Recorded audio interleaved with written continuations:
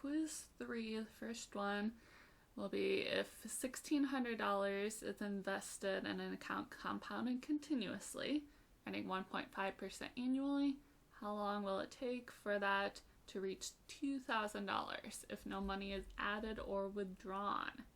So first of all, for this equation, we're using the compounded continuously formula, which is your A, which is your total amount, equals P, which is your principal, times E, which remember is a number, which you can plug into your calculator, to the RT power. So in this case, we'd have 1,600 would be our P. So put this above it in red here. So that would be our P. Our $2,000 in this case would be our A. And then our R as a percentage is the 1.5%, but whenever we plug it into our formula, we'll plug it in as a decimal there. So we'll write that as 0.015.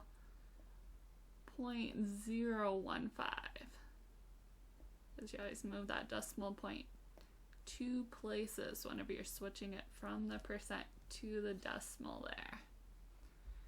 So in this case, once we plug those in, we'll have 2,000 equals the 1,600 times the E to the RT power. So in this case, you'd have the 1,600 and then the E to the 0.015 times T power. Because here, remember, we'd have the T is what we're trying to solve for. We're trying to solve for that time in this case. So we'll end up having to use a logarithmic function, specifically the natural logarithmic function, the ln button on your calculator is what you'll use to finish solving this once we get this set up here. So first thing, we want to try and get the E by itself. So we'll divide both sides by 1,600 first to get that E part by itself. So that way then we can apply that natural logarithm to both sides of the equation once we get the E by itself. So that way it's just E to a power instead of a number times it. Unlike normal, whenever you're dividing by the same thing, so we're going to cancel out because those will divide and give you a value of 1. And remember, 1 times anything is just that number. So then here, if we do 2,000 divided by 1,600, we get 1.25. If it ends up being a repeating decimal, once again, make sure to keep that as a fraction instead. But whenever it's a terminating decimal like this, we can keep that in decimal form if you prefer. And then we'd have our E to the 0.015 times T power. And then we'll do the ln of both sides, which is just another function. So just like multiplication and division are opposites of each other, the E and the ln function are opposites of each other, so they will cancel each other out here. So in this case, if we do ln with the E, then that's going to leave us with just that exponent, which the exponent gets brought down once we do the ln of that natural logarithm of the E there. So we'll have on the right hand side 0.015t there, and then on the left side is still the same, the ln of 1.25. Not going to plug that in yet, so that way we keep it in exact form. And try and wait to round until the very end whenever we can. Keep it as exact as possible. And then, like normal, if you're trying to get t by itself, we'll need to divide by that number in front of the t. So in this case, the 0.015.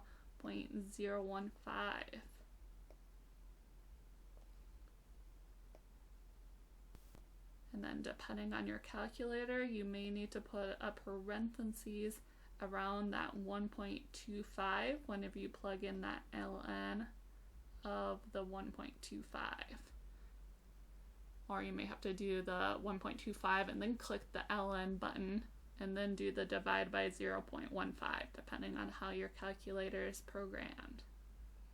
Each a little bit different. Either way, once you plug that in, you should get about 14.88 for your t. And then that would be in years, because our time, anytime we're dealing with these compound interest formulas, dealing with it in terms of years. So about 14.88 years for our time there. Or in other words, approximately 15 years, almost 15 years there. What our t would be. And that's all I was asking for there, is how long that would take.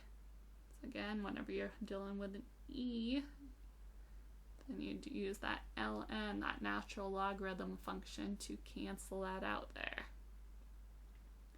For the next one, we're throwing a ball up into the air. We're starting from a height of 4 feet above the ground, and then at 36 feet per second is what it's being thrown up at. And then we've got the equation given there, and we're trying to figure out what time t and what height each of t is going to give us that maximum height of the ball, and how long it takes to get up to that maximum height. So in this case here, we're using the midpoint formula here with the negative b over 2a. Remember, your a and your b correspond to the coefficients, your numbers in front of your x squared and your x terms, where the a is the number in front of your x term, and the b is the number the a is the number in front of t squared in this case, or normally it'd be an x, and then the b would be the number in front of t in this case, which would be the 36.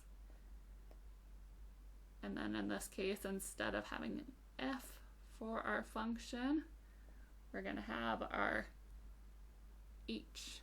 So it's negative b over 2a. Forgot to write the 2 on the first one there.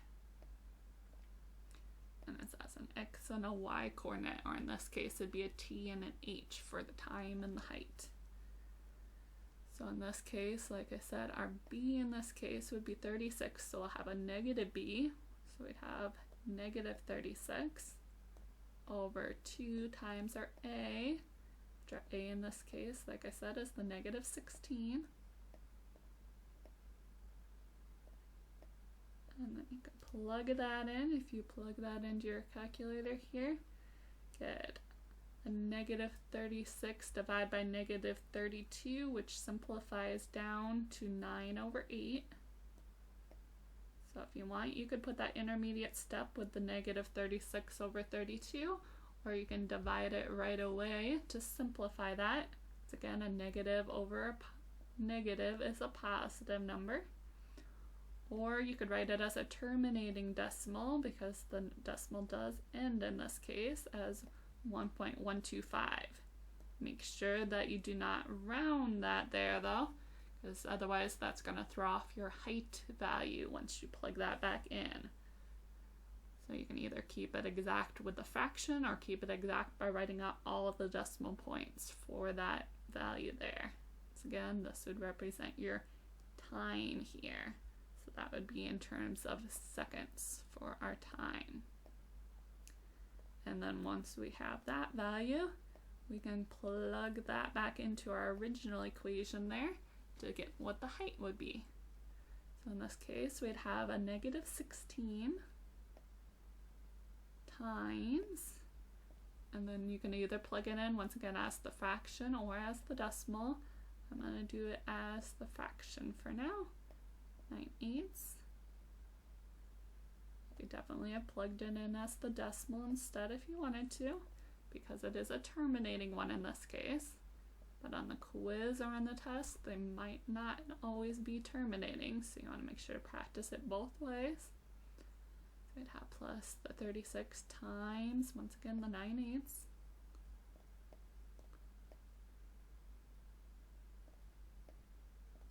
then plus the 4. Plug that all back in to get what the height is. So in this case, if we plug that back in, we would get 24.25. And our heights, whenever we're dealing with the ball with this type of formula, would be in terms of feet. So this would be 24.25 feet would be that maximum height that it would reach. Again, that is for your h of t, which is the height in this case. Like normal, make sure that you are showing all of your work. And then for the last one here, we're trying to solve the system of equations. Just like anytime you're solving an equation, there are definitely multiple ways that you can approach the problem here. I'm just going to show you one way. I'm going to use the elimination method. You could definitely use the substitution as well by getting the x or the y by itself if you prefer. So one way to go about doing this is either eliminate the x or the y values. In this case, the y's are already opposite signs. One's positive, one's negative. So I'm going to eliminate that. To do so, you want to try and get a common factor. So figure out what you can multiply the 6 by and the 4 by, so that way those two terms are the same number, just opposite signs.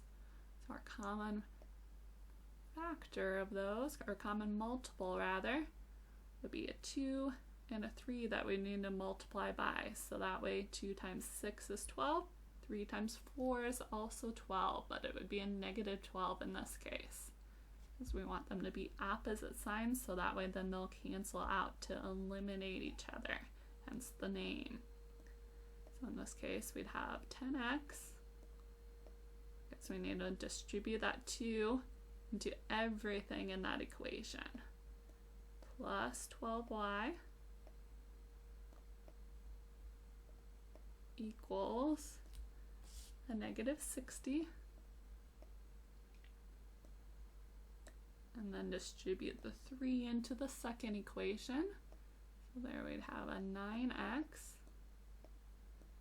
minus 12y equals 3. Once you have it, so that we have that common multiple, the 12 and the negative 12, we want to then go through and add those two equations together there. So in this case, we'd have 19x whenever we add the x's together, because like normal, we want to add our like terms. And like I already pointed out, the reason why we multiplied by the 2 and 3 to begin with, I had to cancel out those y's. So if we do a 12y minus 12y, those cancel out. That would give you 0y. So we don't have to write that part in. If you want to remind yourself that that was really a 0 there, you certainly can as an extra step. Either way, you'll still end up with this next step here. So then we do the negative 60 plus 3, so we get negative 57.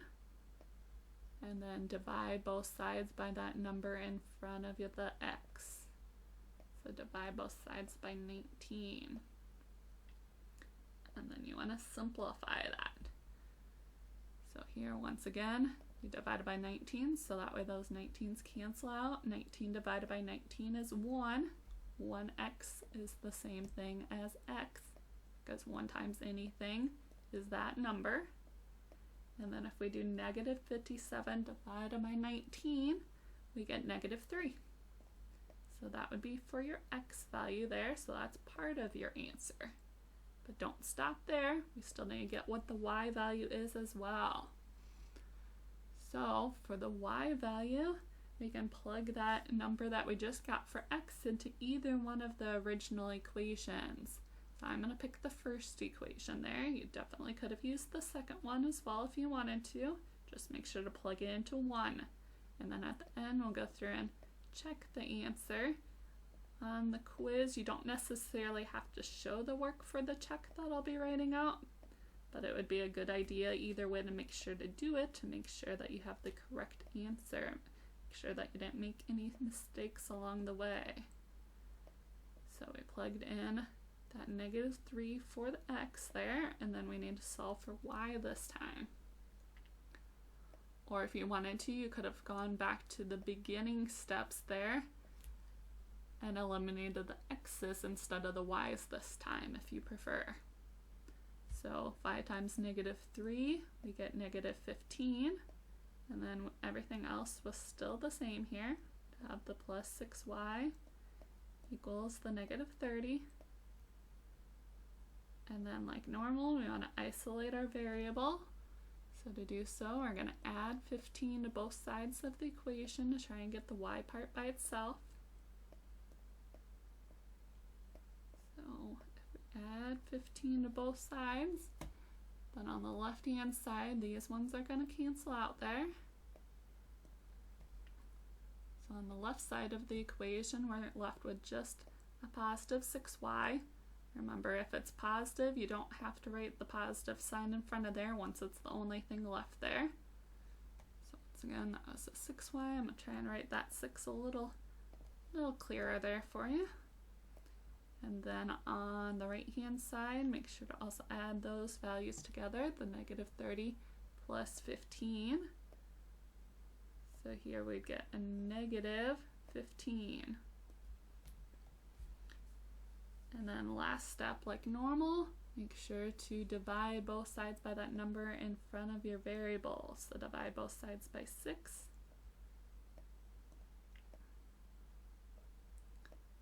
So then in this case, we're going to write this off to the side here. Got y equals, and then once again, you can simplify that fraction. We can divide the top and the bottom both by 3 to simplify that. So if we do 15 divided by 3, we get negative 5. And the 6 divided by 3, we get 2. So our y value here be equal to negative 5 halves. Or if you prefer, because it is a terminating decimal, you could have also written it as a negative 2.5 there. Once again, if it's repeating instead of a terminating decimal, just keep it as a fraction to keep it exact. Whenever it's terminating like that, then you can certainly write it as a fraction or a decimal instead of a fraction if you prefer. And that was because those 6's canceled out there, because 6 divided by 6 is 1. And then, like I said, it's always a good idea to go back and double check your answers. Plug back in your numbers into both equations to make sure it works, just in case you made a mistake somewhere. So here we have 5 times the negative 3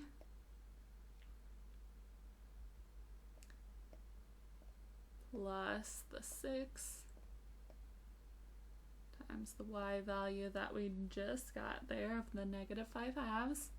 So again, you could have plugged it in as the decimal instead if you prefer.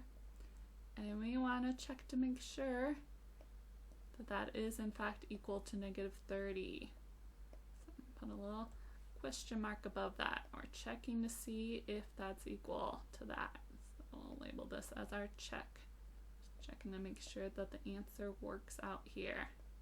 So if you go through and calculate that left-hand side, you will see in fact that you do get 30 and negative 30 on that side, which does equal negative 30. So it checks out. You can certainly do an extra step in there of going through and multiplying the 5 times the negative 3 and the 6 times the negative 5 halves separately, and then add those together. Or if your calculator can do that step all at once, like mine can, you can certainly plug that in as well. And then make sure to also plug it into the other equation, because sometimes it'll work in one equation but won't necessarily work in the other one, depending on what type of mistake you may have made. So we'd have 3 times the negative 3 plus, oh no, actually it was a minus there, so minus the 4 times the y value of the negative 5 halves.